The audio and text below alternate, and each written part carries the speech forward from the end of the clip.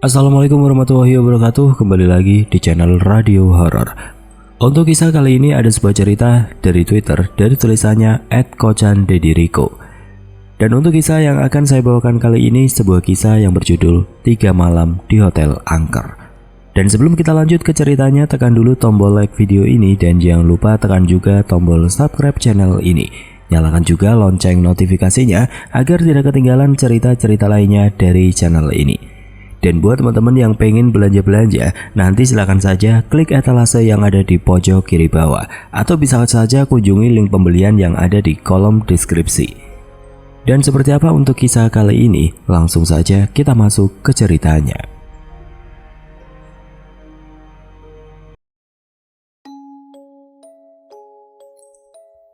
Cerita ini terjadi tahun 2019, setahun sebelum pandemi, di sebuah hotel di Jawa Timur. Gak usah disebutin ya, biar gak kena undang-undang ITE. Bimo, nama samaran, emang lagi ditugasin buat kerjaan ke kota itu. Dia udah dikasih duit untuk transport sama keperluan nginep sama kantor. Tadinya dia mau dibookingin hotel sama kantornya, tapi Bimo mau cash aja, biar dia nyari sendiri hotelnya. Alasannya adalah Bimo mau nyari hotel murah biar sisanya bisa buat tabungan dia nikah tahun depan.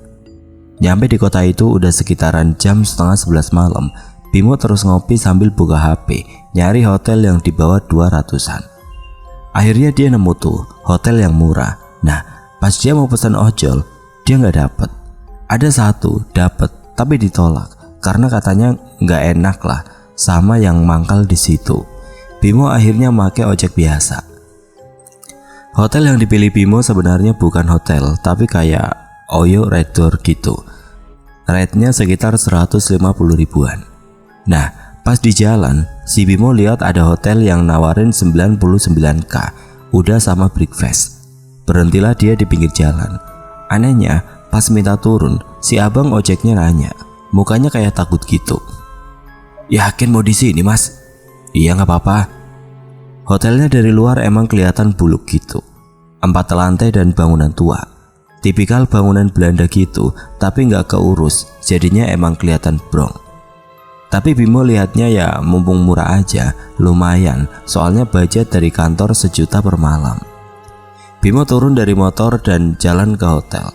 Pas udah masuk, dia sempat ngelihat si tukang ojek kayak ngeliatin dia gitu, kayak heran. Tapi Bimo bodo amat. Mungkin di pikirannya Bimo mau cari open BO, jadi milih hotelnya bodo amat, yang penting bisa check in. Pas lihat parkiran, Bimo manggut-manggut, terkesima karena bahkan mobil yang terparkir sama jadulnya kayak bangunannya. Wah, gokil ini konsepnya, Bimo ngebatin.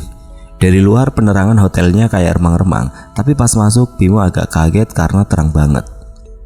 Jadi lantai 1 ini selain ada resepsionis, bagian sebelah kirinya restoran hotel langsung. Ada beberapa orang makan di situ. Di sebelah kanan tempat buat orang nunggu. Bimo langsung ke resepsionis dan bilang dia mau 3 malam. Anehnya pas Bimo mau bayar, dibilang, "Nanti saja pas sudah check out." Si resepsionis juga nggak minta KTP atau identitas. Dia cuma bilang, "Lantai 1 sama 2 lagi penuh. Di lantai 3 nggak apa-apa ya?" Bimo bilang oke. Dia ditanya lagi sarapan mau di restoran apa dianterin. Bimo bilang dianterin aja. Setelah ngasih kunci, si resepsionis bilang ke Bimo 2 hal ini. Yang pertama, lift rusak, jadi harus naik tangga. Yang kedua, jangan ke lantai 4 atau rooftop karena lagi dibenerin. Bimo bilang oke. Abis ngambil kunci, Bimo langsung naik ke kamar. Sepanjang naik, Bimo papasan sama banyak orang. Ada anak kecil main, ada keluarga baru check-in, ada orang lalu lalang. Bimo mikir, ramai juga ini hotel. Walaupun luarnya nggak kelihatan, mungkin karena murah banget kali ya, atau mungkin karena high season, jadi pada liburan. Bimo baru nyadar kalau hotel ini wangi banget pas naik di lantai 3. Tadi pas masuk dia udah notice, tapi pas di lantai 3 aroma wanginya beneran kayak di hidung. Bimo terus ngeliat banyak yang naruh kayak potpourri di setiap sudut, di atas meja yang ada di lorong. Potpourri itu bunga-bunga yang dikeringin gitu loh. Bimo foto-foto karena ceweknya, Sinta, suka banget sama perintilan begini. Pas mau sampai kamar, pintu kamar yang ada di sebelah kamar dia kebuka. Ada anak kecil cewek sekitar 9-10 tahun gitu nyapa. "Halo om, sama siapa?" Bimo kenalan karena bocahnya kelihatan ramah. "Sendirian dek." Si anak ini kayaknya dididik sama orang tuanya buat nggak takut sama orang asing karena dia ngajakin Bimo main. Tapi Bimo ketawa basa-basi kikuk. Nggak lama ibunya keluar dan bilang minta maaf karena anaknya ganggu. "Besok malam aja ya main," kata Bimo. Bimo terus masuk ke kamarnya. Kamar hotel ini tipikal kayak kamar-kamar orang Jawa zaman dulu yang semua furnitur dari kayu. Baik dipan, lemari, kursi, sampai kacanya semua dari kayu. Dan seperti semua ruangan lain, di ruangan ini juga ada potpourri di lantai dekat pintu sama di atas meja rias. Bimo naruh tas dan ngecek spray. Walaupun ini hotel murah, tapi spraynya kelihatan baru diganti. Bimo ke toilet. Di sini dia agak kecewa karena toiletnya masih toilet bergayung. Tapi ya gimana, hotelnya cuma 99k, udah sama sarapan. Habis mandi dia mau video callan sama Sinta, tapi gak bisa-bisa. Akhirnya dia cuma bilang, udah sampai hotel yang, besok aja kita kabaran. Bimo habis itu ketiduran. Jam 2:30 pagi Bimo kebangun. Tadi pas tidur dia agak kepanasan, makanya dia nyalain AC dan enggak pakai baju. Dia kebangun mendadak, kamar jadi dingin banget. Bimo matiin AC. Nah, pas matiin AC ini, dia dengar suara orang nyanyi sambil main piano. Bimo pakai baju kemudian buka pintu buat nyari tahu siapa yang main musik. Pas buka pintu, suaranya makin kencang. Bimo keluar kamar dan nyari asal muasal suara karena dia ringan tidur banget. Ternyata asal suaranya dari lantai 1. Ada rombongan keluarga gitu yang masih ngumpul, mabok sambil main piano. Ngelihat Bimo bangun, si yang main piano bapak-bapak umur 60 tahun. Nanya apa dia ganggu. Bimo sungkan sendiri karena itu keluarga kelihatannya kayak reuni. Dia bilang dia cuma kaget saja, suaranya nyampe atas. Si bapak ngajakin Bimo ikut kumpul dan nawarin minum. Bimo nolak halus karena dia ada kerjaan pagi. Pas mau naik dia lihat liftnya udah gak rusak. Bimo kepo banget dong.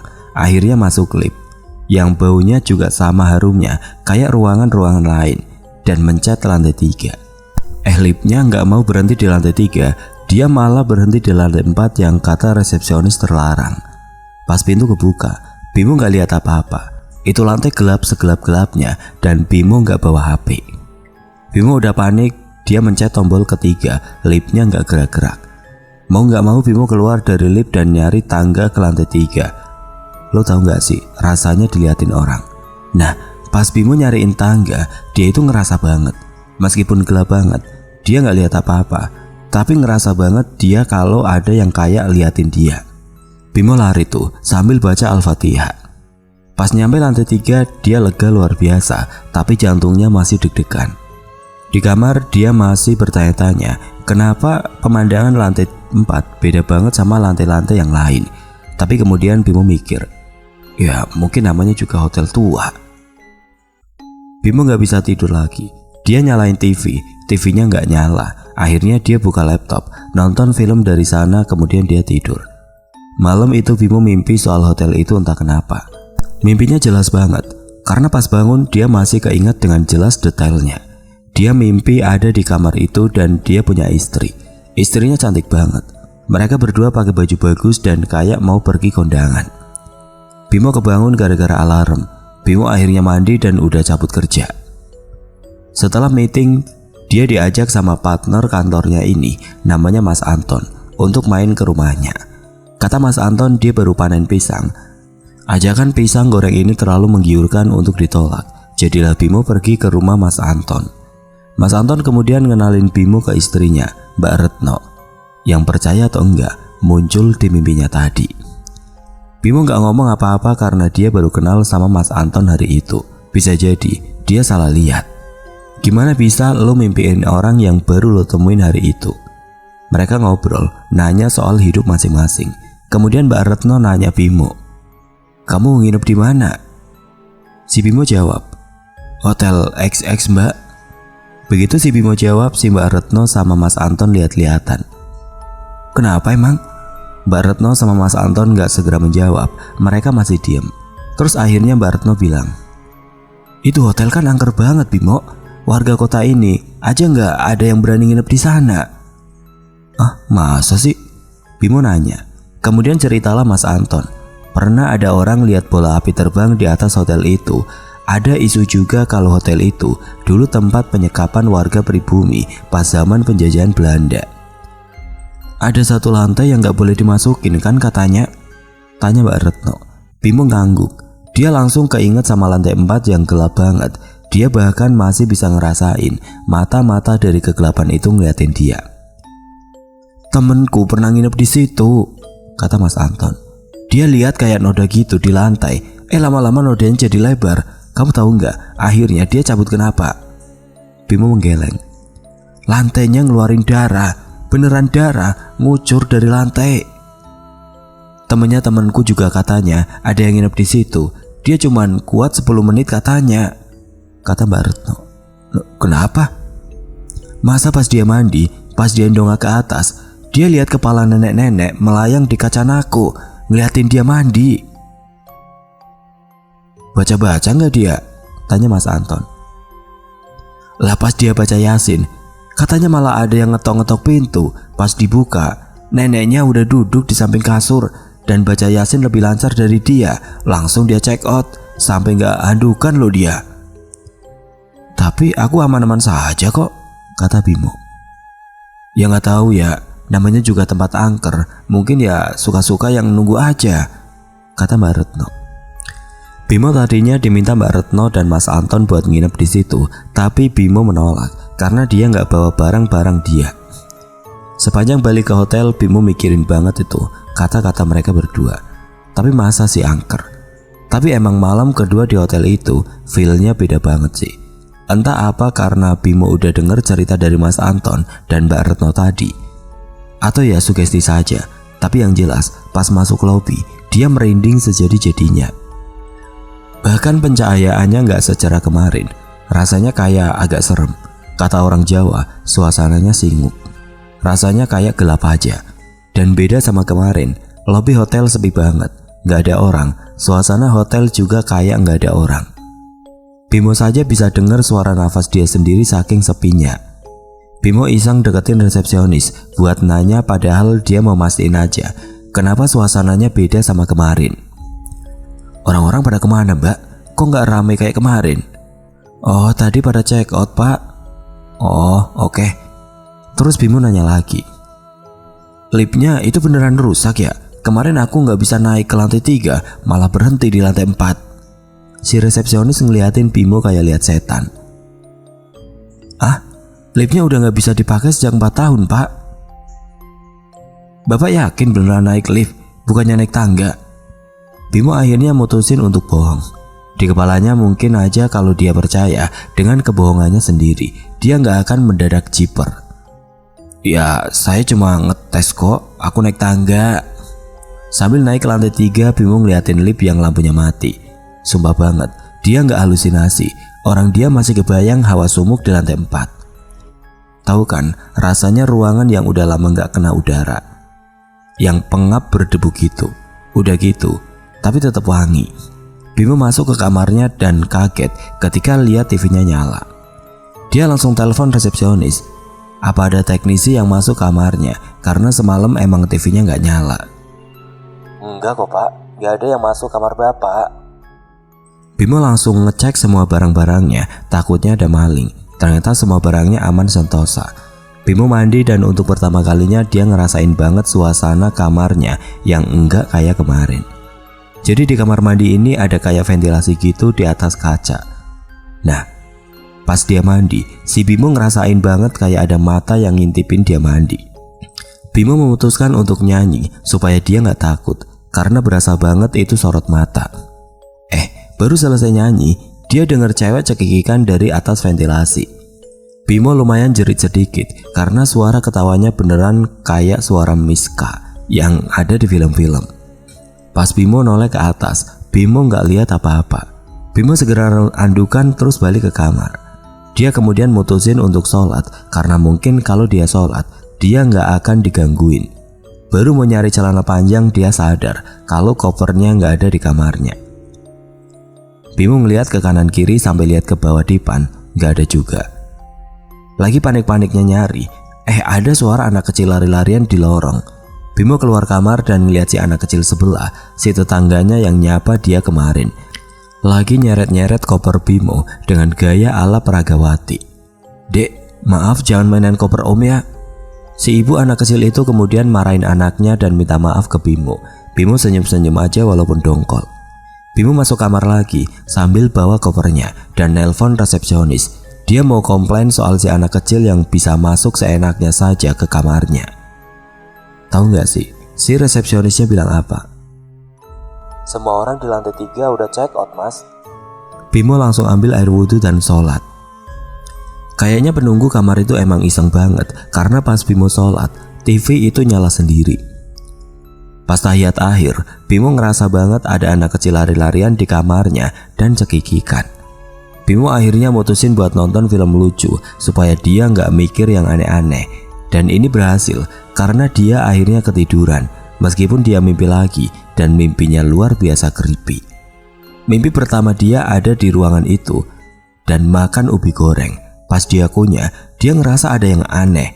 Dia lepeh dan ada rambut panjang banget di sana. Mimpi kedua settingnya zaman penjajahan gitu. Bimo ngerasa kayak pengamat karena nggak ada satupun orang yang ada di mimpi itu yang bisa lihat dia. Dia ngeliatin banyak orang saling bunuh-bunuhan. Bimo jalan ke lantai bawah dan di sana dia ngeliat orang tanpa kepala. Bimo melari, tapi pas balik badan ada bapak-bapak yang kemarin main piano di lobi melotot dan teriak, "Kamu ngapain di sini?" Bimo kebangun dan keringetan parah sampai kaosnya basah. Bimo lihat jam dan masih jam 4:30 pagi. Bimo akhirnya sholat subuh dan ngerjain kerjaan kantor sampai pagi. Abis itu dia berangkat ke meeting lagi. Pas ditanya Mas Anton apa ada kejadian-kejadian aneh, Bimo bohong dan bilang dia aman. Padahal di kepalanya Bimo lagi mikirin buat pindah hotel. Malamnya pas mau balik hotel, Bimo mutusin buat makan di warung dekat hotel. Di sana dia ngobrol sama bapak-bapak, sebut saja namanya Pak Heru. Pak Heru katanya udah tinggal di daerah sini dari dia lahir. Karena dengar ini, Bimo mutusin buat nanya kenapa hotel itu angker banget. Kata Pak Heru, dari dia kecil hotel itu udah terkenal angker. "Emang pernah ada kejadian apa, Pak?" Pak Heru ketawa. "Banyaklah, orang itu gudangnya. Saya sering mas, ada yang minta makan di sini. Pas saya terima uangnya ternyata daun," kata si penjual warung. "Banyak juga tukang ojek sini yang suka dapat orderan dari tamu di hotel itu. Pas sampai di tempat tujuan, ternyata kuburan. Kalau saya pernah subuh-subuh mau ke masjid, lihat orang baris berbaris di hotel itu. Pas saya deketin, tentara Jepang lagi upacara." Pak Heru cerita sambil ketawa. "Kabur, Pak?" "Tadinya enggak, tapi pas kepala mereka tiba-tiba jatuh menggelinding. Ya lumayan kencing juga di celana." "Kenapa katanya lantai 4 gak boleh ditempatin ya, Pak?" tanya Bimo. "Loh, masnya tahu juga soal lantai 4? tanya Pak Heru. Bimo mengangguk. "Ada yang bilang si pemilik hotel katanya gak waras. Jadi suatu malam dia bunuh diri, tapi ngajak semua tamunya. Jadi semua tamunya diracun. Semua tamu di lantai 4 mati semua. Si pemilik hotelnya habis itu terjun dari rooftop. Si pemilik hotelnya juga katanya ngelmu kan. Katanya juga semua orang yang nginep di lantai 4 dijadiin tumbal, makanya dia tetap kaya. Banyak tahu mas yang nginep di situ, habisnya dia sakit," kata si pemilik warung. Bimo manggut-manggut. Dia mutusin untuk check out malam ini. Dia mau ambil koper terus cabut malam ini. Pas ke kamar, kopernya nggak ada. Dia ke lantai 1 buat nanya dan udah 10 menit dia nunggu, resepsionisnya gak muncul. Bimo mencet-mencet bel dan gak ada yang muncul. Dia malah denger suara orang minta tolong. Bimo refleks langsung nyarikan asal muasal suara itu. Dan ternyata asal muasalnya dari bawah di dekat restoran. Ada tangga gitu kayak ke basement. Bimo mau turun dan pas mau turun, dia nyium bau darah seger, kenceng banget. Bimo tadinya mau pergi saja tapi suara tolong-tolong makin kenceng. Bimo kasihan, dia maksa turun sambil nutup hidung. Pas nyampe bawah, tahu nggak Bimo lihat apa? Orang tanpa kepala, persis kayak mimpinya semalam. Bimo teriak langsung lari ke atas. Pas dia naik tangga, dia baru sadar setelah sekitar 3 menitan kalau dia nggak nyampe di lantai kamar dia.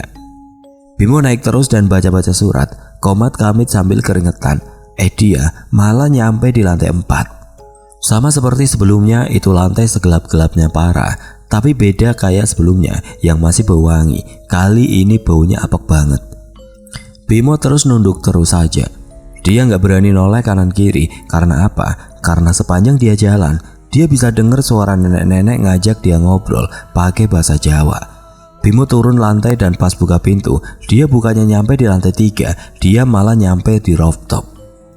Tahu yang sebel apa? Dia lihat si tentara Jepang upacara dari atas ngeliatin dia. Bimo duduk dan nangis kemudian jongkok. Dia baca Al-Fatihah sampai akhirnya dia ngerasa ada yang megang tengkuk dia. Bimo noleh dan dia ngeliat Pak Heru teriak ke dia, "Ngapain kamu di sini?" Habis itu Bimo nggak ingat apa-apa lagi karena dia bangun-bangun udah ada di rumahnya Pak Heru. Bingung kan si Bimo, kenapa dia bisa ada di rumahnya Pak Heru? Udah gitu ada banyak orang yang ngeliatin dia. Dari istrinya Pak Heru, tetangga-tetangganya, sampai si pemilik warung tempat Bimo makan. Bimo dikasih air putih, habis itu dia ditanya, "Kamu kok bisa ada di hotel itu?" Bimo jawab, "Lah saya udah nginep di situ 2 malam Pak, karena murah, ya udah saya nginep di situ aja." Pak Heru megang tangan Bimo dan nyuruh minum air putih lagi. Bimo disuruh minum sampai habis. Habis itu Pak Heru bilang, "Mas, itu hotelnya udah gak beroperasi udah 10 tahun. Wah, denger itu Bimo selemes-lemesnya. "Kok bisa sih nginep di situ Mas?" tanya si pemilik warung heran. "Lah orang saya masuk gak kenapa-napa kok, banyak tamu, banyak orang di sana." "Iya Mas, itu semua bukan manusia," kata Pak Heru. "Termasuk resepsionisnya?" Bimo masih ngotot. "Mas, itu bangunannya dipagar loh, disegel, gak pernah ada yang masuk atau keluar dari situ." Pak Heru terus cerita setelah makan. Dia lihat Bimo masuk hotel itu dengan santainya. Pak Heru karena curiga ngikut. "Saya ngikutin Mas naik sampai rooftop. Di situ Mas ditawarin makan gak?" tanya Pak Heru. "Iya, di situ ada sarapan gratis, tapi gak pernah sampai makan." "Kenapa emang Pak?" "Oh ya untung, kalau Mas makan, kayaknya Mas gak bakalan ketemu deh." Pak Heru kemudian cerita bahwa katanya pernah ada juga sekitaran 3 tahun orang lain hilang setelah masuk situ. Sampai sekarang orangnya gak ketemu. Pas Bimo mau balik ke stasiun, Bimo sempat lihat lagi hotel itu. Itu hotel dilihat secara nyata dikerubungin sama rumput dan tumbuhan menjalar. Bagian depannya ditutup sama kayu-kayu. Bimo gak tahu bagaimana dia bisa ngelihat hotel bagus di situ. Pulang dari situ Bimo sempat demam 2 hari, tapi habis itu dia nggak pernah mimpi yang aneh-aneh lagi. By the way, foto potpuri yang difoto Bimo pas dia cek galerinya, gambarnya adalah tanah dan kembang 7 rupa yang sudah mengering. Sampai sekarang Bimo nggak tahu bagaimana dia bisa masuk dan tidur dan ngeliat bangunan terbengkalai sebagai hotel bagus yang wangi. Oke teman-teman, sekian untuk kisah kali ini. Semoga apa yang sudah saya bagikan dalam kisah ini dapat dijadikan pembelajaran untuk kita semua. Dan buat teman-teman yang baru bergabung, jangan lupa untuk like, komen, share, serta subscribe channel ini. Dan nantikan kisah-kisah horor berikutnya tetap di channel Radio Horor. Wassalamualaikum warahmatullahi wabarakatuh.